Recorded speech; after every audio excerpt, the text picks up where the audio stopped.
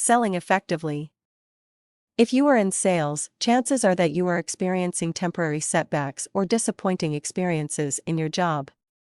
The key to selling effectively is to understand that the better you are at what you do, the fewer setbacks you experience along the way. But nobody is perfect. So you cannot expect yourself at any time to be so good enough to experience no setbacks at all. It is just a part of the process of learning and growing. Once you scientifically study what you do, and keep updating yourself as time goes by, you will be better and better at what you do over time, and will be able to sell effectively and professionally. The only thing you need to do is to read books, articles, or anything related to your industry 1 hour every day. Once you do this, your self-confidence and self-esteem go up, and you will automatically see yourself as a person who actually is capable of selling effectively and professionally, and when you see yourself as that kind of person, you will actually perform accordingly. There is a reason why self-esteem is so vital in selling effectively. The reason is that there are two major obstacles to closing any sale, and they are both psychological obstacles. Once we have dealt with the material obstacles, psychological obstacles are the major obstacles. First of all is the fear of failure. Fear of failure is a deep subconscious fear that we have, and it is usually developed in the mind of your potential customer.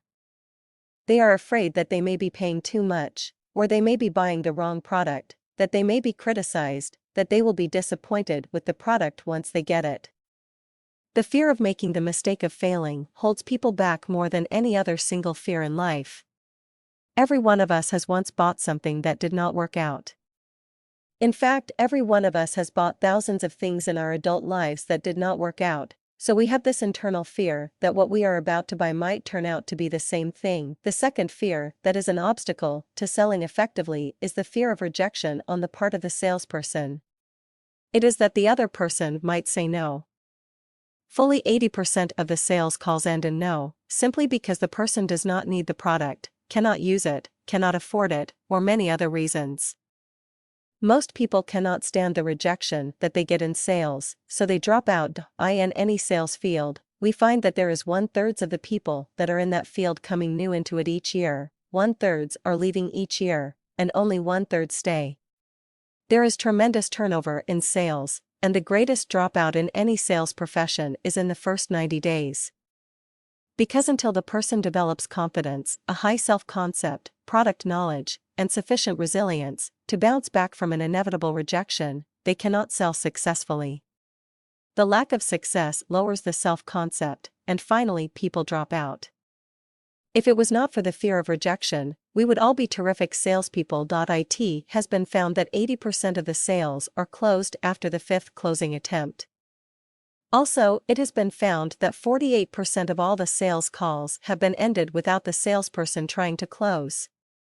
We go over to the prospect, talk about our product or service very enthusiastically, tell them about how good it is, how it could help them solve their problems, and once they are so enthused with our knowledge of the product and enthusiasm, we say, "Okay, what do you think?"